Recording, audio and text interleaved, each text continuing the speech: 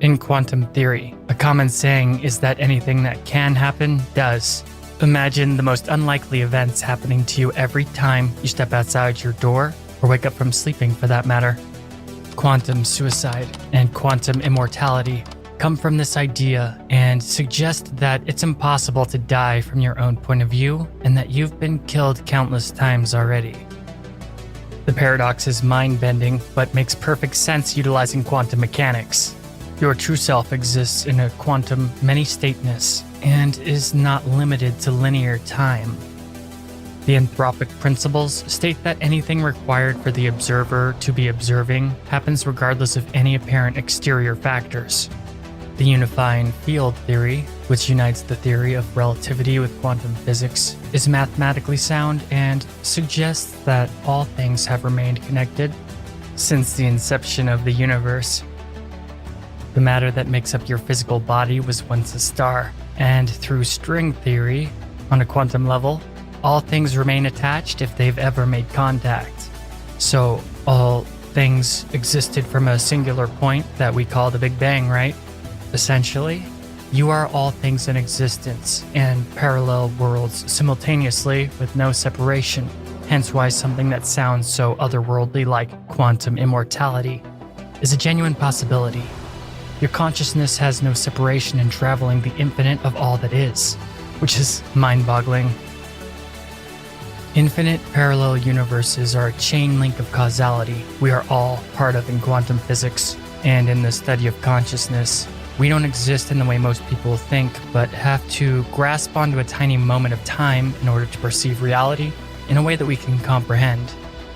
In truth, your existence is beyond the third dimension, and you as a whole, past, present, future, they all exist at once.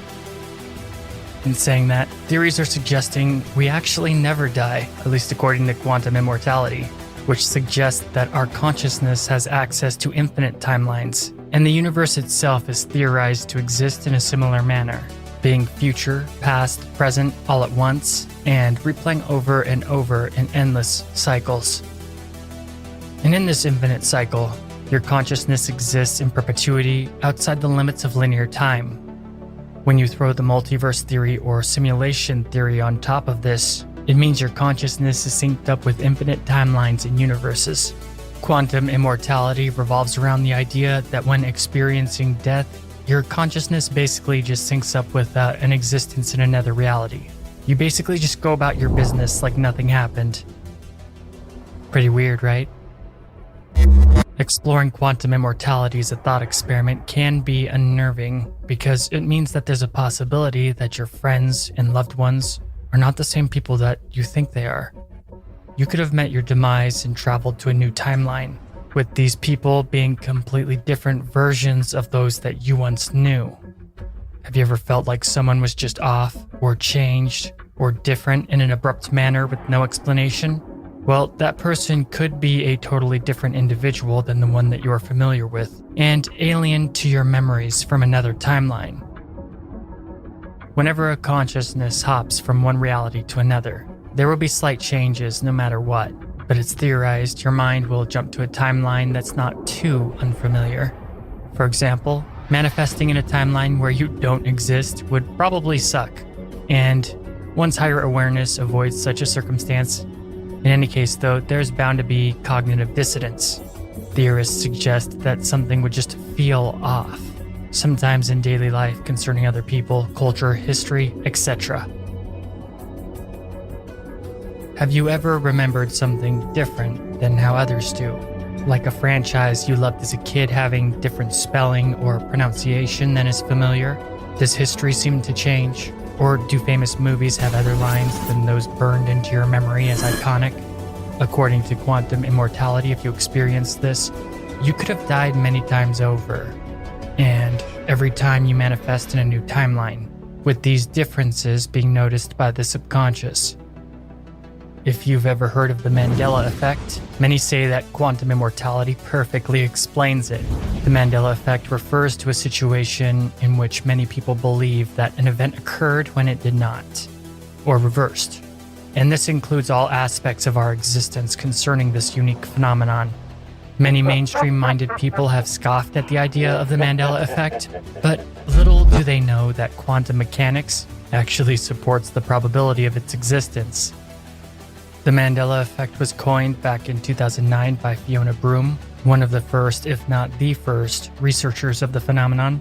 Broome was at work in a meeting talking about Nelson Mandela's tragic death in the 1980s, only to be surprised that many people at the conference denied her claims.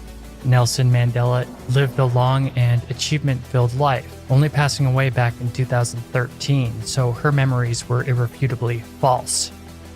This event shook her reality, and she couldn't let the matter drop. Upon investigation, she learned that many others had the same false memory as her. Thus, the term for the phenomenon was coined, and many others would point out other inconsistencies concerning their memories and our version of reality. Here are some notable examples of the Mandela effect. People having a memory of a painting of Henry VIII eating a turkey leg, though no such painting has ever existed. Anomalous cartoons exist in which this memory is represented, but it's historically non-existent. Then there's how the US joined World War I because Germany sank American merchant ships.